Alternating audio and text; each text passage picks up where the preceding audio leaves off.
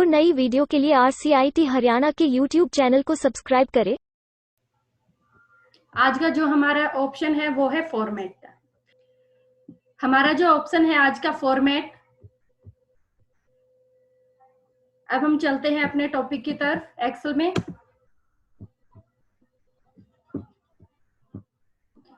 Sheet पर हमने क्या किया, वैल्यू को टाइप किया है। कल मैंने आपको बताया था रो की हाइट, रो की नॉर्मल हाइट कितनी बताई थी मैंने कल आपको 15.00 और मैक्सिमम हाइट बताई थी 409 और पिक्सल में होती है 20 पिक्सल।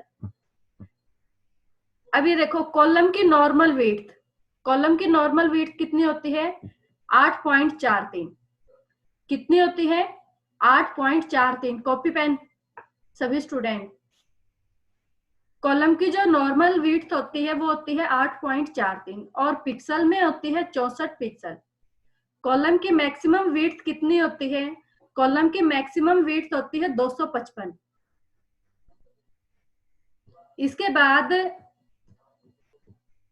हमें किसी भी कॉलम की विड्थ को बढ़ाना है, तो यहां से हमने क्या किया, कॉलम को सिलेक्ट किया। सिलेक्ट करने के बाद फॉर्मेट कॉलम विड्थ, कॉलम की विड्थ हमने यहाँ पे डाल दी 27। इसके बाद हमने किया ओके। तो देखो कॉलम की जो विड्थ है, जो चौड़ाई है वो क्या है, बढ़ जाएगी। अब हम चाहते हैं कि नॉर्मल हो जाए वापस। तो देखो इसमें क्या होता है, रो को तो हमने ऑटो फिट किया तब सभी रो की हाइट एक समान होगी थी, लेकिन कॉलम में क्या होता है, जो हमने यहाँ पे वैल्यू टाइप की है उसके अकॉर्डिंग ही सेट होती है। तो हमने क्या किया, पूरी शीट को सिलेक्ट कर दिया, auto fit column width. Auto fit column width में क्या होगा कि जो हमने कॉलम में वैल्यू टाइप कर रखी है उसके अकॉर्डिंग ही क्या है ये सेट हो जाए विड्थ। अब हमें वापस कॉलम की वही नॉर्मल विड्थ चाहिए, तो उसके लिए हम क्या करेंगे, format as table column width, यहाँ पे हम डालेंगे 8.43। जो नॉर्मल विड्थ होते हैं वो हमने यहाँ पे ऐड की। उसके बाद हमने किया ओके। देखो जैसे ही हम ओके करेंगे, ओके करते के साथ क्या है, नॉर्मल कॉलम की विड्थ शो हो जाएगी। नेक्स्ट है फिर स्टैंडर्ड विड्थ, कॉलम की स्टैंडर्ड विड्थ को शो करने के लिए डिफॉल्ट विड्थ। इसमें क्या शो होगा, कॉलम की स्टैंडर्ड विड्थ शो हो जाएगी कि जो कॉलम की नॉर्मल विड्थ होती है वो कितनी होती है, वो होती है 8.43। अगला ऑप्शन है फिर इसी में हमारा hide and unhide. Hide and unhide क्या होता है, हाइड से हम क्या कर सकते हैं, रो को छुपा सकते हैं, कॉलम को छुपा सकते हैं, शीट को छुपा सकते हैं। कैसे, हमने क्या किया, कुछ रो को यहां से सिलेक्ट कर दिया। जिन रो को हमने सिलेक्ट किया है वो क्या है, हाइड हो जाए, तो यहां से हम क्या करेंगे, हाइड रो,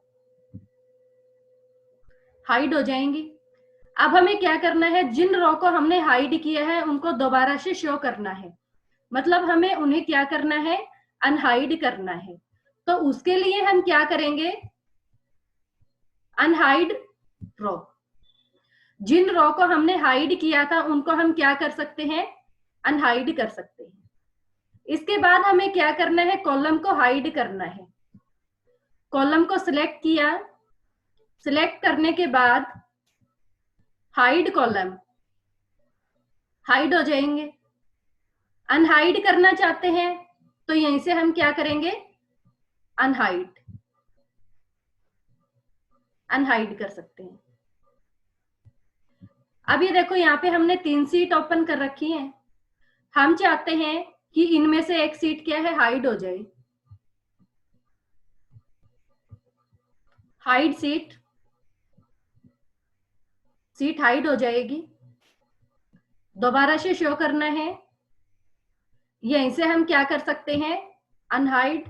अब ये देखो जैसे ही हमने अनहाइड किया है तो यहाँ पे सीट दिखाएगा, जिन जिन सीट को हमने हाइड कर रखा है वो सभी सीट। अब उनमें से हमें किस सीट को अनहाइड करना है, यहाँ से हम क्या करेंगे, उस सीट को सिलेक्ट करेंगे। जिस जिस सीट को हमें अनहाइड करना है उस सीट को।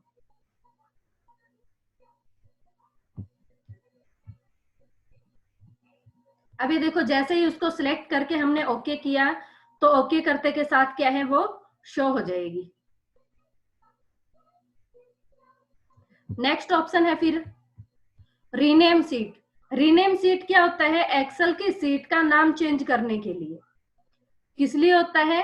सीट का नाम चेंज करने के लिए। अभी तक देखो इस सीट का नाम क्या है?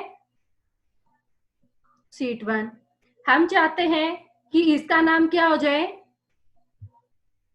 रीनेम पर क्लिक किया, हमने यहाँ पे नेम डाल दिया। गुड। नेम डालने के बाद हमने क्या किया? एंटर। तो देखो जैसे ही हम एंटर प्रेस करेंगे, एंटर प्रेस करते के साथ क्या है, वही हमारी सीट का नेम आ जाएगा।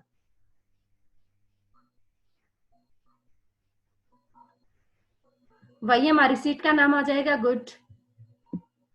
इसके बाद हम चाहते हैं कि जिस सीट को हमने रीनेम किया है वो वापस शो हो जाए, वही नाम आ जाए हमारा। तो वापस रीनेम करो, दोबारा से हम क्या करेंगे? इसका वही नाम डाल देंगे। क्या डाल दिया हमने? सीट 1। एंटर करो। एंटर करते के साथ क्या है, उसी नाम से आपकी सीट दोबारा आ जाएगी। नेक्स्ट ऑप्शन है फिर अपना मूव और कॉपी सीट। मूव और कॉपी सीट क्या होता है? किसी भी सीट की डुप्लीकेट कॉपी करने के लिए। मूव और कॉपी सीट क्या होता है? किसी भी सीट की डुप्लीकेट कॉपी करने के लिए। कैसे? देखो सीट 1 को हमने ओपन कर रखा है, हम चाहते हैं डुप्लीकेट कॉपी हो जाए सीट 2 की। नहीं होएगी। क्यों नहीं होएगी? क्योंकि जिस सीट को हमने ओपन कर रखा है उसी सीट की हम क्या है, डुप्लीकेट कॉपी तैयार कर सकते हैं। कौन सी सीट ओपन है? सीट 1।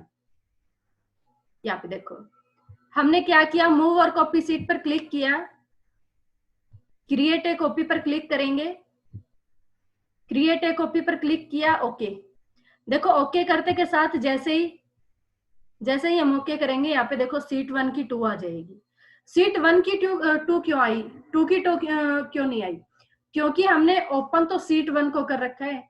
अगर सीट 2 को ओपन कर रखा होगा तभी सीट 2 की डुप्लीकेट आएगी, अदरवाइज जो हमने सीट ओपन कर रखी है उसी की आएगी। ये होता है डुप्लीकेट कॉपी करने के लिए। नेक्स्ट है फिर अपना टैब कलर। टैब कलर क्या होता है कि जिस सीट को हमने ओपन कर रखा है, कौन सी सीट? जैसे ये देखो यहाँ पे इस सीट को हमने ओपन कर रखा है, इसका कलर कैसा है? ये वाला देखो लाइट ब्लू, ये वाला कलर है। हम चाहते हैं इसकी जगह पे कोई दूसरा कलर आ जाए। फॉर्मेट, टैब कलर, कैसा कलर चाहिए उसी पर क्लिक कर दो, वही कलर क्या है, चेंज हो जाएगा। ऐसे हम क्या है सभी का चेंज कर सकते हैं, सभी सीट का। जिस भी सीट का जो कलर हम लेना चाहते हैं ले सकते हैं।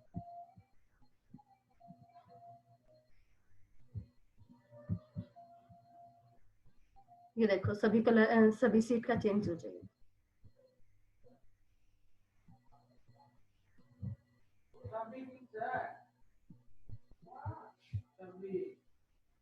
इसके बाद नेक्स्ट ऑप्शन है फिर अपना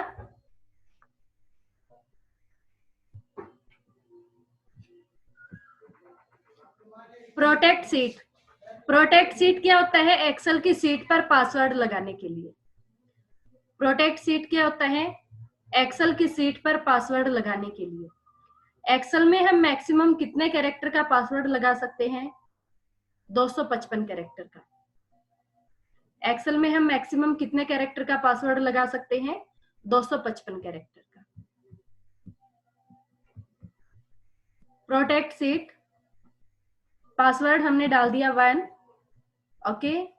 री एंटर पासवर्ड, ओके। पासवर्ड डाल दिया हमने सीट पर। अब हम क्या है, सीट पर कोई भी काम नहीं कर सकते। अब हमें सीट पर काम करना है तो उसके लिए क्या करना पड़ेगा? पासवर्ड को हटाना पड़ेगा। यहीं से हमने क्या किया? Unprotect seat. अनप्रोटेक्ट से हम क्या कर सकते हैं, सीट पर जो हमने पासवर्ड लगाया है उसे हटा सकते हैं। नेक्स्ट ऑप्शन है फिर लॉक सेल। लॉक सेल का ऑप्शन हमने यहाँ पे भी किया था प्रीपेयर में, encrypt. Format cell, format cell देखो नंबर भी हम कर चुके हैं, अलाइनमेंट भी हम कर चुके हैं, फॉन्ट, बॉर्डर, फिल, प्रोटेक्शन, ये जो हमने ये सभी ऑप्शंस यहाँ पे किए थे ना, फॉन्ट किया था, अलाइनमेंट किया था, नंबर, यहाँ पे फिर ये बॉर्डर, फिल, ये सभी ऑप्शंस इसी में आते हैं। नेक्स्ट ऑप्शन है फिर अपना ऑटो सम। ऑटो सम क्या होता है, हमने सीट पर कोई भी वैल्यू टाइप की है और इस वैल्यू के अंदर हमें कोई भी फॉर्मूला लगाना है। सीट पर हमने वैल्यू टाइप की, वैल्यू टाइप करने के बाद जिस सेल में हमें इनका सम चाहिए उस सेल पर हमने कर्सर को रखा है और यहां से हमने क्या किया, सम पर क्लिक किया। देखो सम पर क्लिक किया तो यहाँ पे रेंज आ जाएगी, सेल में रेंज आ जाएगी कि इतने यहां से लेके यहाँ तक की वैल्यू का आपको सम निकालना है, उस वैल्यू पर हमें फॉर्मूला लगाना है। तो यहाँ पे हमने क्या डाल दिया, क्या किया, सिर्फ हमने सम पर क्लिक किया है। सम पर क्लिक करते के साथ क्या है, एरिया, एरिया में रेंज आ जाएगी जितने एरिया में हमने वैल्यू टाइप की है। अब देखो कई बार क्या होता है कि यहाँ तक हमने वैल्यू टाइप की, इसके बाद हमने एक सेल को ब्लैंक छोड़ दिया। एक सेल अगर हमारा बीच में ब्लैंक है तो कहां तक की वैल्यू का सम आएगा, 20 तक की। जो बीच में ब्लैंक सेल है वो कवर नहीं होगा, उससे अबोव की वैल्यू है, उससे ऊपर जो हमने वैल्यू टाइप कर रखी है उस वैल्यू पे अगर हमें फॉर्मूला लगाना है तो हमें दोबारा ही लगाना पड़ेगा। या फिर उस वैल्यू पर फॉर्मूला लगाने का दूसरा तरीका हमारा ये है कि उस वैल्यू का अगर हमें सम देखना है या तो हम सिलेक्ट करके इसमें स्टेटस बार में देख सकते हैं, या फिर equal multiple value plus multiple value, ऐसे हम क्या है एक एक वैल्यू को सिलेक्ट करके निकाल सकते हैं इस तरीके से।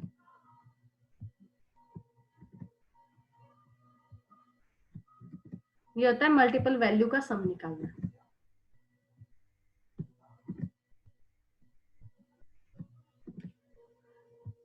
और हम चाहते हैं कि ये वाला जो हमारा सेल है, जो ये रो है हमारे बीच में ब्लैंक, ये वाली हटी जाए, यहां से डिलीट हो जाए। तो उसके लिए हम क्या करेंगे, कल हमने डिलीट का ऑप्शन किया था, उसके जरिए हम क्या कर सकते हैं, इसको डिलीट भी कर सकते हैं। रो को एंटर प्रेस करो, इन सभी वैल्यू का सम आ जाएगा। अब इस रो को हटाना है तो कैसे हटाएंगे, कल हमने एक ऑप्शन किया था, यहीं से देखो डिलीट, डिलीट रो, यहां से हम क्या कर सकते हैं, रो को डिलीट कर सकते हैं। रो को हमने डिलीट किया, अब हम कौन सा फॉर्मूला लगा सकते हैं इसमें, ऑटो सम। कौन सा लगा सकते हैं, ऑटो सम का। ऑटो सम के जरिए हम क्या कर सकते हैं, इसका टोटल निकाल सकते हैं, सम निकाल सकते हैं। या फिर दूसरा मैंने आपको फॉर्मूला लगाना क्या बताया था, ऑल्ट के साथ प्लस। ऑल्ट के साथ प्लस करोगे तब भी हम क्या कर सकते हैं, इन वैल्यू का सम निकाल सकते हैं। ऑल्ट के साथ प्लस प्रेस किया, या फिर यहाँ पे ऑटो सम का ऑप्शन है, ये वाला कर सकते हो आप।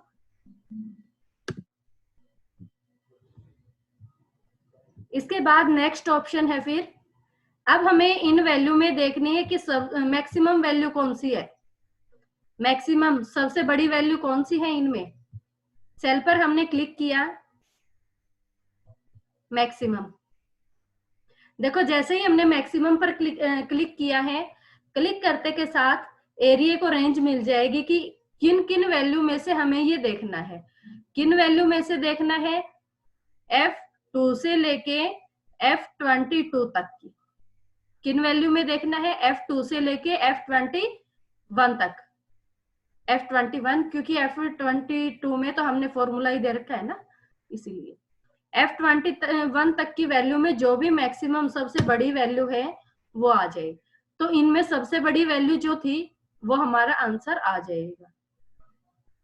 नेक्स्ट है फिर एवरेज। इन सभी की एवरेज कितनी आएगी?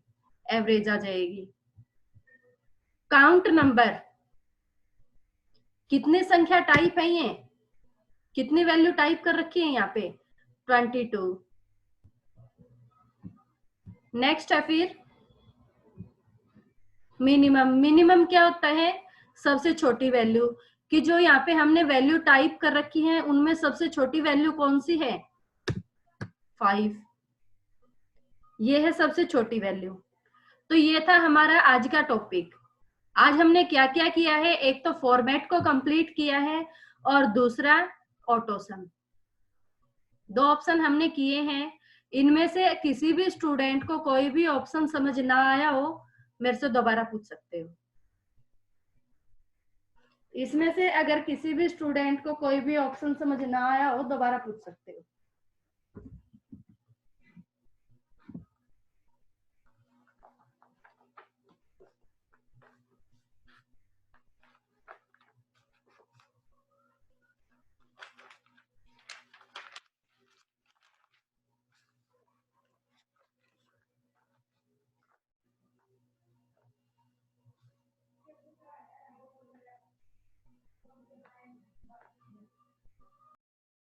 और नई वीडियो के लिए RCIT हरियाणा के YouTube चैनल को सब्सक्राइब करें।